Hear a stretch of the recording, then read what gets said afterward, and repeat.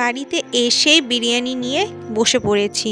চলো, এখানে এক পিস আলু দিয়েছে আর এই 2 পিস চিকেন কিন্তু আমাদের বাড়িতে রান্না হয়েছে। আমরা এনেছিলাম আলু বিরিয়ানি আর বাড়িতে চিকেন এনে আমরা নর্মালি একটু কষা কষা করে নিয়েছিলাম।